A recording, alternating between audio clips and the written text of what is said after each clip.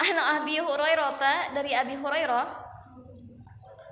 radhiyallahu anhu, semoga Allah meridhoinya, anna rajulan, seorang lelaki, qala berkata, lin Nabi sallallahu alaihi wasallam, kepada Nabi Muhammad sallallahu alaihi wasallam, ausini, berilah aku nasihat. Qala la taghdab, bersabda Nabi Muhammad sallallahu alaihi wasallam, janganlah engkau marah. Taraddada miraran, tetapi lelaki itu terus-terus mengulangi permintaannya. Qala la taghdab, namun Nabi Muhammad sallallahu alaihi wasallam selalu menjawab, janganlah engkau marah. Rawahu Bukhari. Maksud dari marah, penjelasannya ya. Maksud dari marah ada dua makna. Satu, menahan diri ketika ada sebab yang membuat kita marah sampai kita tidak marah. Pernah merasakan seperti itu? Pasti ya. Pernah dong pasti. Pasti merasakan menahan gitu, dikontrol. Memang mungkin kalau untuk menghilangkan amarah itu memang mungkin nggak akan bisa untuk menghilangkan langsung sekaligus aku nggak marah gitu, nggak mungkin. Tetapi kita hanya bisa mengontrolnya, ditahan. Ya Allah, jangan sampai marah, engkau tidak ridho jika aku marah gitu. Lalu yang kedua adalah jangan sampai melakukan kelanjutan dari marah itu.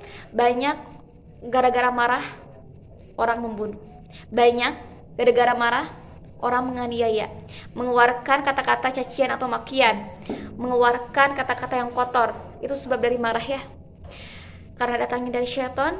Ya begitulah yang namanya marah. Atau mungkin ada yang sampai mentalak istrinya misalkan. Nauzubillah min dzalik ya.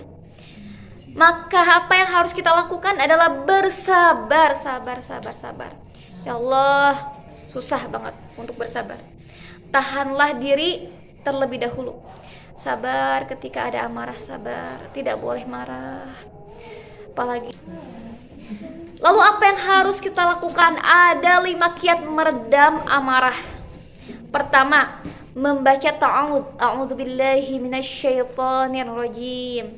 Meminta perlindungan pada Allah dari godaan syaitan. Kenapa sampai meminta tolong pada Allah agar dilindungi dari godaan syaitan?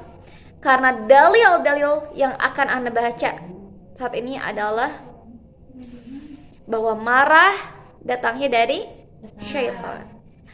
Allah Subhanahu wa taala berfirman di dalam surat Al-A'raf ayat 200, a'udzubillahi minasyaitonir rajim. Wa imma yanzaghannaka minasyaiton nazghun fasta'idz billah.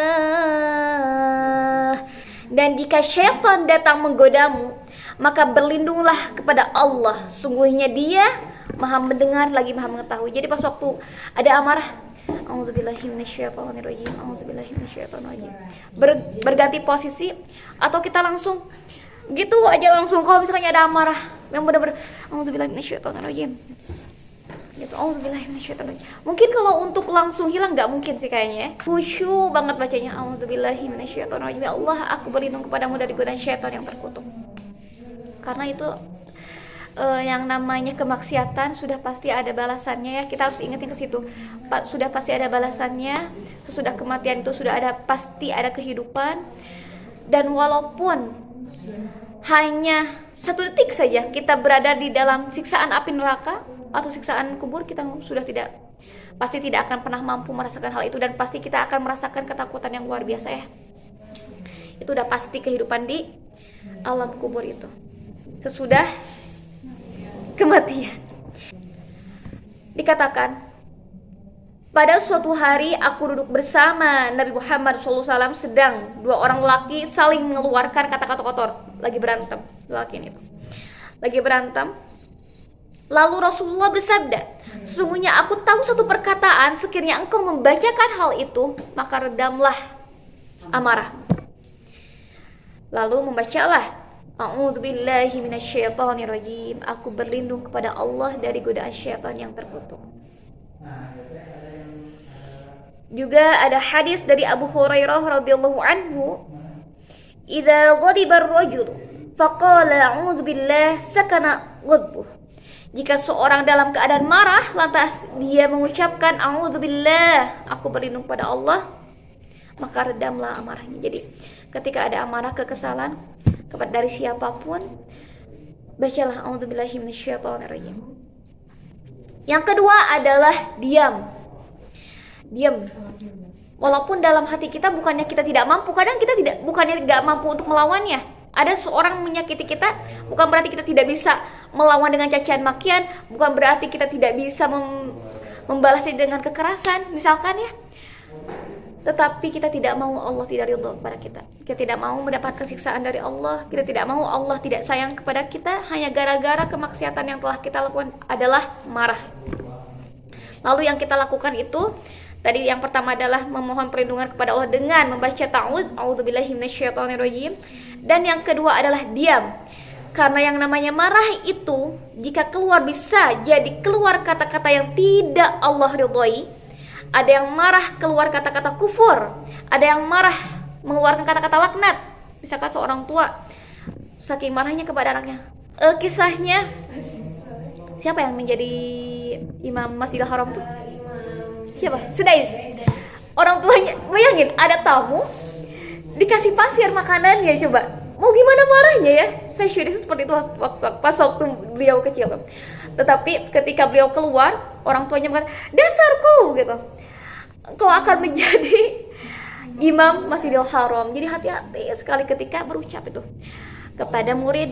Misalnya kita punya didikan, anak didikan, jangan bilang kata-kata yang laknat, kata-kata yang tidak baik, tapi kata-katakan yang baik-baik saja. Soleh-soleh teuing gitu. Cerdas-cerdas teuing kata anak gitu. Anak kalau kesel sama orang, ku cerdas sih orang teh. Misalkan ya seperti itu. Jadi hati-hati kalau misalkannya dalam berkata-kata. Wa idza ghadiba ahadukum, jika salah seorang di antara kalian marah, fal yaskut, maka diamlah, diam gitu. Diam aja. Itu bukan berarti kita tidak mampu, tapi Allah Maha mengetahui bahwa kita harus diam ketika marah. Maaf, itu Ustaz Muhajir sudah ada bukan? Oh bukan. Yang ketiga adalah berganti posisi. Jadi kalau misalkannya lagi marah tuh, misalkan kita lagi berdiri duduk, kalau marahnya masih ada, tiduran aja. Kalau nggak tidur beneran, kita ingat sama Allah, kita berbanyak zikrullah ya ketika marah. Kita sama-sama ya sahabat wilayah, karena anak juga sedang di fase untuk tidak marah. Jadi kalau misalkannya ada kekesalan dalam hati, anak gak mau seperti itu, karena itu akan mengeraskan hati anak. Kita tidak mendapatkan ketenangan hati. Kita tidak mendapatkan ketenangan hati, kita gelisah, kita kesel gitu, malah mikirin kekesalan itu.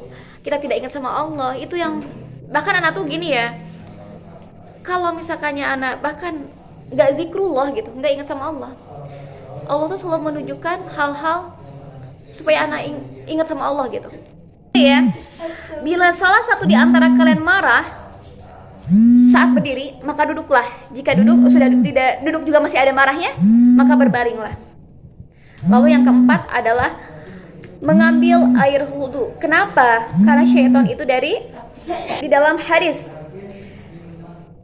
sesungguhnya amarah itu dari syaitan, dan syaitan diciptakan dari api. Api akan padam dengan air apabila salah seorang dari kalian marah, hendaknya berwudhu. Yang kelima adalah ingat janji Rasulullah Shallallahu Alaihi Wasallam apa? La taghdab. Ini sering banget ya, ini sudah populer hadisnya.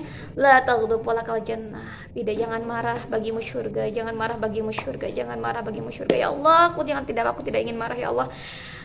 Karena syurga itu luar biasa kenikmatannya. Kalau kita di dunia mendapatkan kenikmatan minum ketika kita haus, cuma sampai tenggorokan doang kan.